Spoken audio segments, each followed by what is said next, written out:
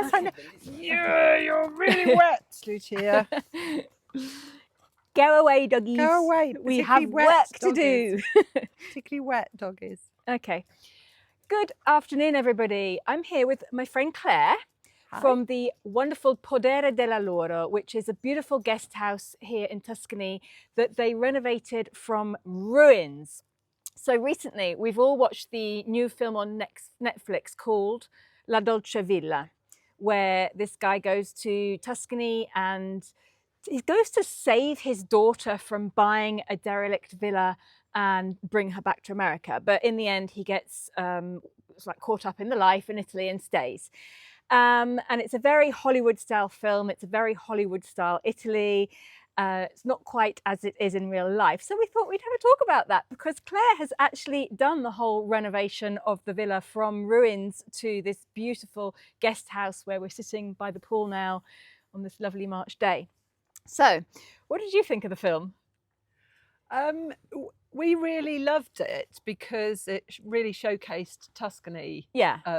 In the way that it is, because the views are amazing, the villages are really pretty, the food's fantastic. So we liked it from that perspective. But when we sat and watched it, we kept sort of laughing a little bit when, you know, they found a builder really quickly, and we sort of said, you know, that's not quite right because it takes a little bit longer than that. So there were, it was really beautiful. It was really beautifully shot. So. We were sort of really happy that it showcased Tuscany and all its beauty, but in terms of the accuracy of and how difficult it actually is to do a massive renovation of such a big old building, it was a little bit further from the truth than we've experienced ourselves. There was a lot of things. I mean, it was a lovely film, and I actually, before I even saw the film, I read this article about it written by a journalist who lives in Italy, and this person trashed the film, saying none of it was true. It was giving such a bad example of what it's like to buy a house in Italy.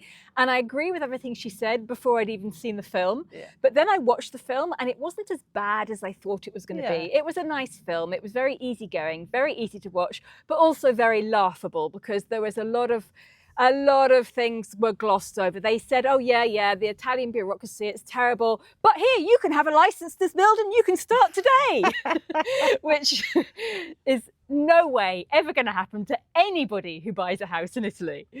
It just doesn't work like that. Yeah, and you don't get the right thing just by dating the right person. No, no. It's much more complicated than that. Things do take longer.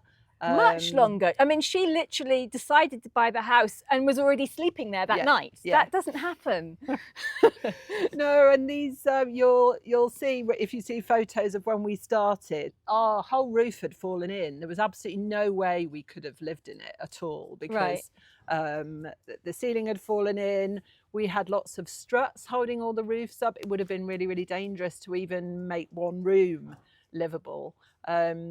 And it is much more difficult. It took us 2 years from when we bought the property to when we were able to move into it. 2 years? Yes. Okay. Yep. And there were lots of things that went right, but lots of things that went wrong, things we didn't understand, things that we'd asked for advice on and we got sort of advice that wasn't quite right. Or it took us a lot longer. I mean, they found a builder really quickly, and he was a one-man guy, and he did everything. He did absolutely everything, and that's not gonna happen. You go through the same process as you would in any of our homes. Yeah, you get a proper company, and then you go and you find 3 quotes, and then you choose the quote that's the best one, and you go and have a look at the work that they've done elsewhere, and also it's a squadra of builders, and we've actually got another part of our project that it's taken us 6-7 years to start, and we've got a squadra of 4 builders working on it now.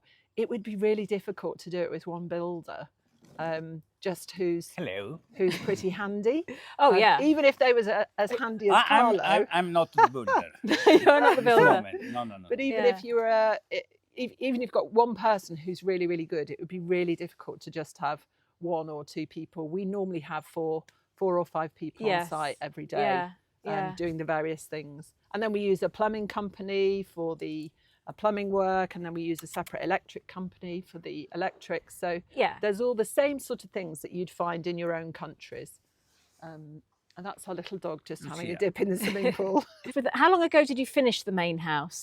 We finished the main house 6 years ago. And how long did it take to completely get it done? From when we purchased, so we bought in 2016 in the June, and then we finished in 2018 in the October. Okay. So, but quite a lot of that. We bought in the June, and all the paperwork and the permissions and the change of use and those things, they took us through till the October. We didn't actually start work until the 28th of October. So there was a good sort of 6 to 7 months there where we had to do all the planning. We agreed the plans. We had to go to the local community to agree, all the things we could do. Change of use, because it's a farm that they used to live on the top. And then they had all the farm animals underneath, so you have to get change of use. They did that in the film, actually. They talked. I noticed that they did a change of use. I don't know from what to what, but they did mention that in the film. Cambio di destinazione d'uso, dici? Sì, bisogna fare quello perché se ce l'hai le stalle sotto la casa, e tutte le vecchie case erano così, devi chiedere il permesso per farlo diventare abitazione. Sì. Oh, dillo in inglese così non metti sottotitoli. No. Io vado ad aiutare Andy a fare qualcosa. All right. See you later. Yeah. So basically, at the moment, you've got your main house completely done, and now this summer you knocked down the old barn, and you're rebuilding it. Yes. In the same place that it was, because it has to be in the same place. But and that's another thing, because Italians. They're actually not very keen on these old buildings. All of the old buildings that you see and you've seen in your videos, we see these tumble down farmhouses. We all look at them and think, oh my goodness, it's fantastic. And we loved this building. We watched it fall down for 10 years. We used to come on holiday and we saw it sort of fall down. Italians, don't have the money and don't really want to renovate the old farms. Yeah. So it's generally other people.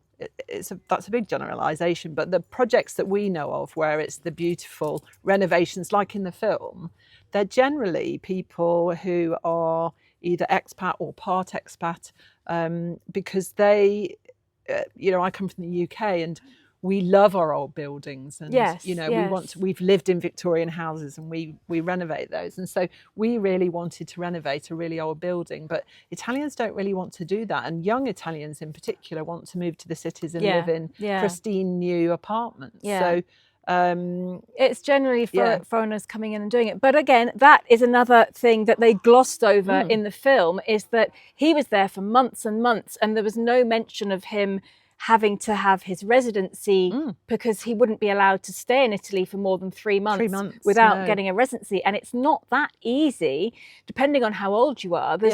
It's easier if you're, I think, like under 30 or under 35. And then if you're retired and you can prove that you've got a good pension and you're not going to be sucking off the Italian state, it's easier to get a residency here. But if you're in that age group between mid-30s and retirement, it's very, very difficult. If you don't have a European passport already, it's very hard to get in. In fact, my brother's been looking into it and can't find a way in at all. And I think your sister's been looking into it. So Andy and I moved here. I mean, he's Irish, so he's got an Irish passport, so he's European, but I'm British, and we moved just before Brexit, so it was relatively straightforward for us. Right. But my younger sister really wants to move here now, and she's finding it much more difficult because the rules have changed. Yeah. And so, yes, like you say, she's either got to put in place a business, or she's got to arrive with lots and lots of money, or she has to demonstrate that she's got a way of supporting herself before she can move here. So. That's another thing that they completely glossed over in the film. Yep. But I mean, it was a lovely film, very nicely done. But it was quite frustrating for somebody who knows the truth. So what we wanted to say, also the fact that, yes, in Italy is famous for these €1 houses for sale. You're not going to find one like that one in the film. That's not what they look like. The ones that are for sale for €1, as they said in the film, there's a reason that they've cost that much. And they're like the first 2 or 3 houses that she saw that are really just like remnants of walls standing in a field. That's the sort of thing you're going to get for €1. Or they're in an area that is a bit more remote. Yeah. And you can buy €1 houses in Tuscany, but they're generally in villages where there's no longer that many people living there. Yeah. They're quite difficult to get to. And there's no amenities in the village either, because everything's failed because there's not enough people to support them. Yes. So they're generally in dying villages, and it's like a last chance way of trying to get people back into the village is to sell off these old properties for €1. But they're very, very basic. They won't have heating, or sometimes they'll have running water, but they won't have definitely won't have heating or double glazing. Sometimes they don't have the proper drainage, so you have to set up a septic. Even here, because ours was an old farmhouse, we've got 2 big septic tanks. We're not on the main nor gas. are we. We're not on the main gas. Yeah. No, we're not on gas either. Gas or sewage. Yes. Yeah. Only electric. Yeah. So and telephone. But the other thing was when he was doing his work. So Wi-Fi, we live quite close to a little village, which is really nice, but we can't get fibre optic here. So we have a satellite on the top of our roof. And he was sitting out in his garden doing all of his very important work. And I do some work here.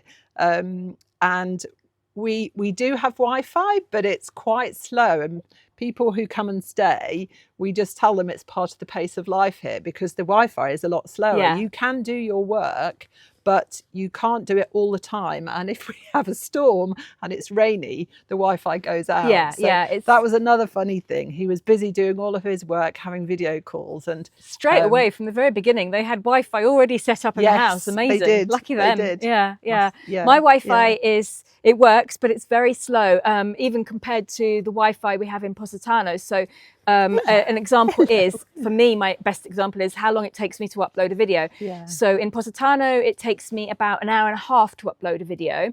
Here in Tuscany, at my house or at Claire's house, it takes me about 9 hours to upload a video. Yeah. But if I go to the Borgo, where they've got super fast they've got fibre Wi-Fi, optic it takes broadband. me 10 minutes. Yeah.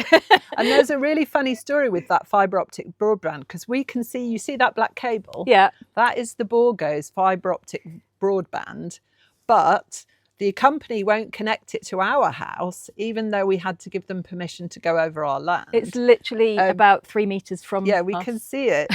And we can't access that fibre optic broadband unless we pay about €7,000 or €8,000, and that's way too expensive for us. So we're just managing with our satellite. But it's just another one of those. There are funny little Italian quirky things that perhaps you don't get in your own countries.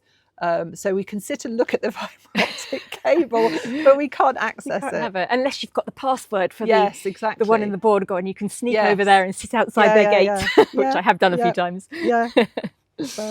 So we're going to show you some before and after photos of Claire's property, which is a beautiful, beautiful... How many apartments have you got? I always forget. 4? We've got 4 apartments, and we live in one, and we rent 3 of them out. And then when we finish the barn or the finile, that will be 1 unit that is another rental unit. And how many bedrooms will that one have? That will have 3 bed, 3 bath. Okay. So because we know that quite a lot of guests like their own bathroom attached to their own bedroom. So that's going to be slightly bigger and just better equipped than the other apartments. So Carlo and I have stayed here before a couple of years ago, and it was a lovely place to stay. It's one of the warmest places to stay in Tuscany that I know of in the winter. The heating is fantastic in this place. Also, as you can see, it's got the most fantastic swimming pool.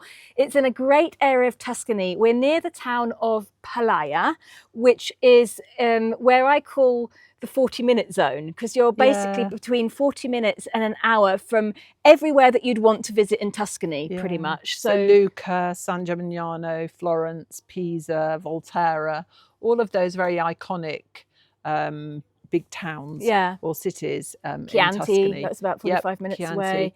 And we're right on the wine route as well, which is quite helpful. Yeah. I saw that sign coming in, the Via del... What was it? The Via del...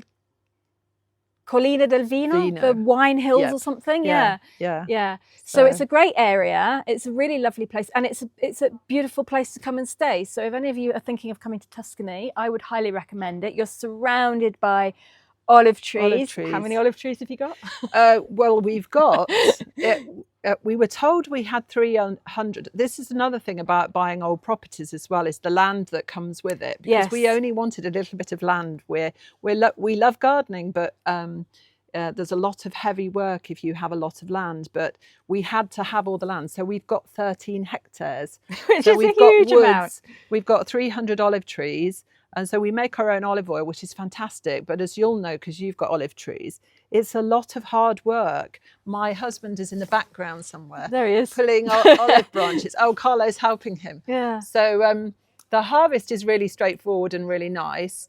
You'll have seen Nikki doing that with and getting the fantastic olive oil. But at this time of year, everybody does their pruning in Tuscany. Different parts of Italy do it at different times. But so they're busy dragging all the branches, putting them on a bonfire, and they will, when there's less wind, have a bonfire to burn the branches. But when you do that for 200-300 trees, it's many days of work. Yeah. And you look at it and think you can do it in, oh, we'll do this in a day. And then 6 or 7 days later, you're still plodding through the trees, burning the branches. So that's another thing to consider if you are buying a place, is the amount of land, and that can be a lot of hard work. Which you might love, or you might like 13 hectares, isn't that about 26 acres? Yes. That's a huge amount of land. Yeah. That's incredible. Yeah. But yeah, so that's another thing about these big old farmhouses, because again, young Italians don't want to work on the land. Yeah.